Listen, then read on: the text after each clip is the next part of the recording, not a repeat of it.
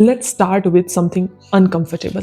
If you are anxious, you think avoidant is heartless. And if you are avoidant, you think the anxious one is too much. Both of you are wrong. What's actually happening isn't personality, it's nervous system speaking different survival languages. And the reason anxious and avoidant people keep finding each other isn't fate, it's familiarity. You are not drawn to what's healthy. You are drawn to what your body recognizes as normal.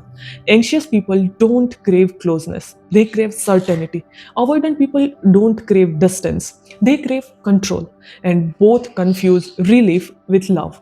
That's why this dynamics hurts so much because it feels intimate but it never feels safe. Let's slow this down, okay? If you lean anxious, love feels like anticipation. You monitor tone, timing, replies, energy shifts. Not because you are dramatic, but because inconsistency feels dangerous. When someone pulls away, your nervous system doesn't interpret it as a space, it interprets it as a threat. So you lean in, explain more, try harder, soften yourself, shrink yourself, over communicate, over analyze. You don't miss them, you miss who you become when they chose you. Attention feels like oxygen because for a moment your body finally relaxes. That's why inconsistency is addictive. It creates relief when it returns, and relief feels like love when you have lived in uncertainty for too long. Anxious attachment isn't about love, it's about the fear of emotional unpredictability. Now, let's talk about the avoidant side. If you lean avoidant, love feels like pressure. Not pressure from the other person, but pressure inside your own body. Closeness activates responsibility, expectations, needs, obligations. So, your system looks for escape routes.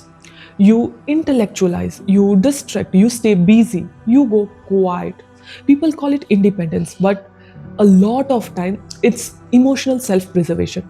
Avoidant people don't fear love, they fear losing themselves inside it. Distance regulates you, silence calms you, autonomy feels safe.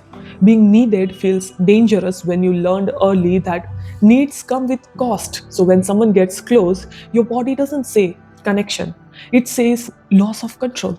That's when you pull back, not to punish, not to manipulate, but to breathe again. Here's where it gets interesting.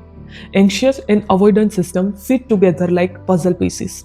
The anxious person feels alive, chasing reassurance.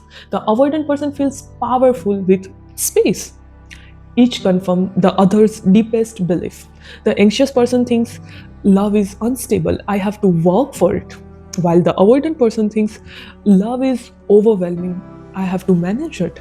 So, the more one chases, the more other withdraws, and the cycle escalates. This isn't chemistry, it's two survival strategies colliding.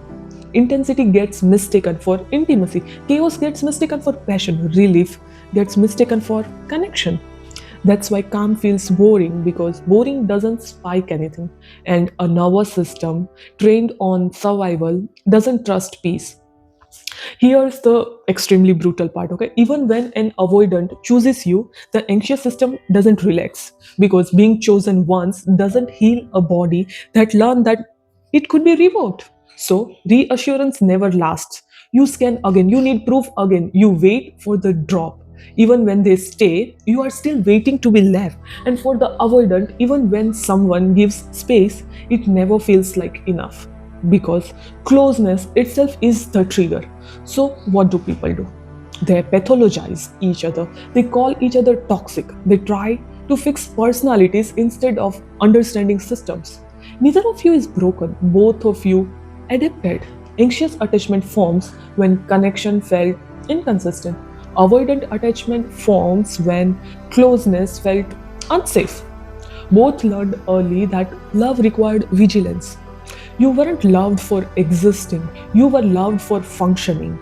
So, now love without performance feels unfamiliar. Being held without impressing feels terrifying, which leads to the deepest fear on both the sides. For anxious, what if I stop trying and they disappear? For the avoidant, what if I stay and I lose myself? That's not immaturity, that's a memory. You don't heal this by becoming less anxious or less avoidant. You heal it by teaching your nervous system that closeness doesn't equal danger and space doesn't equal abandonment. Now, let's talk about what actually helps without turning this into advice flavored pressure. If you lean anxious, the work isn't becoming independent, it's becoming internally safe. It's learning to pause instead of chasing relief, not to suppress, but to notice. Notice, I want reassurance right now. I want proof right now. I want to feel chosen right now. And instead of obeying the urge, you sit with it long enough for your body to learn that discomfort doesn't equal danger. Stop treating love like a verdict. Your worth doesn't rise and fall with someone's availability. You don't need to be chosen to be real. The goal isn't to care less, it's to care without abandoning yourself. If you lean avoidant, the work isn't forcing vulnerability, it's tolerating closeness without escaping, not oversharing, not committing prematurely, but staying present when your body wants to disappear.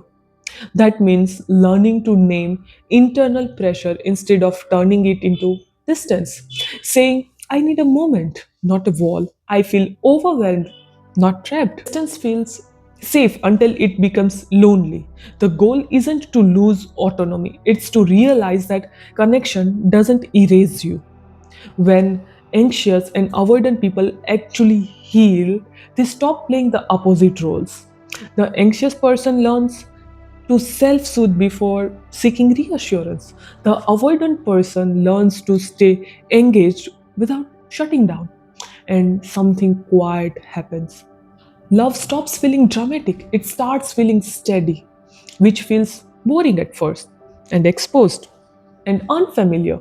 But unfamiliar isn't wrong, it's new. Real love doesn't spike, it settles. It doesn't make you chase, it doesn't make you disappear. It makes you feel like you can breathe.